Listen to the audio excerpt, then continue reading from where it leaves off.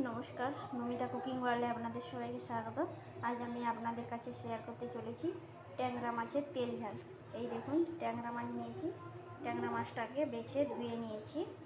একে এবার নুন হলুদ মাখিয়ে দেবো। লবণ দিয়ে দিচ্ছি আর হলুদ গুঁড়ো দিয়ে মাখিয়ে নেবো। এদিকে দেখুন, কড়াই বসিয়ে দিয়েছি। কড়াইটা গরম হয়ে গেছে। সরষের তেল দিয়ে দেবো মাছটা ভেজে নেওয়ার জন্য।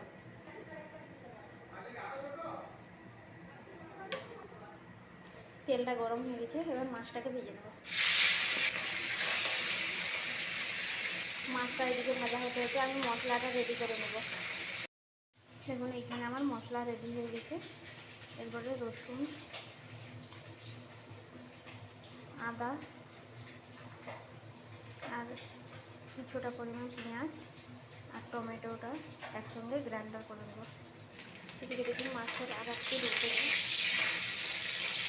এদিকে দেখুন মশলাটা বাটা হয়ে গেছে। এদিকে দেখুন মাছটা আমার ভাজা হয়ে গেছে, উঠিয়ে নেব।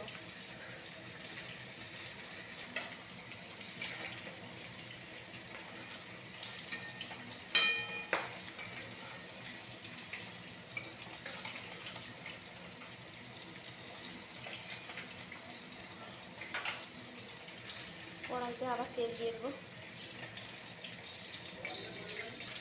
তেলটা গরম হয়ে গেছে, ফোড়নে দিয়ে দিচ্ছি কালো জিরে, কাঁচা লঙ্কা, পেঁয়াজ কুচি। পেঁয়াজটাকে একটু হালকা করে ভেজে নেবো লাল লাল করে। পেঁয়াজটা লাল লাল ভাজা হয়ে গেছে। এরপরে বেটে রাখা মশলাটা দিয়ে দেবো।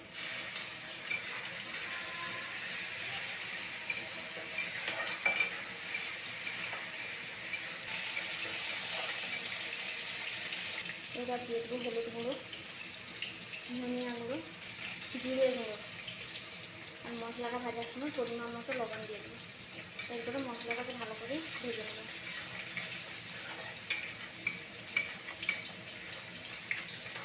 দেখুন মশলাটা ভালোভাবে কষানো হয়ে গেছে, তেল ছেড়ে গেছে। এবার জল দিয়ে দেবো।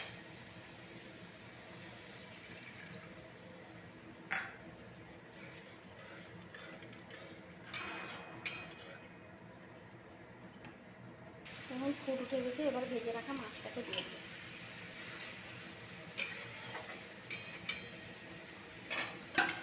ঢাকা দিয়ে কিছুক্ষণ ফুটিয়ে নেব।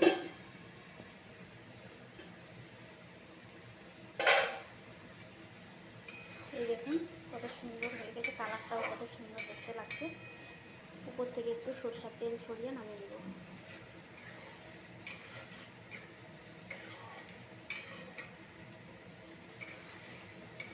এবার নামিয়ে নিচ্ছি।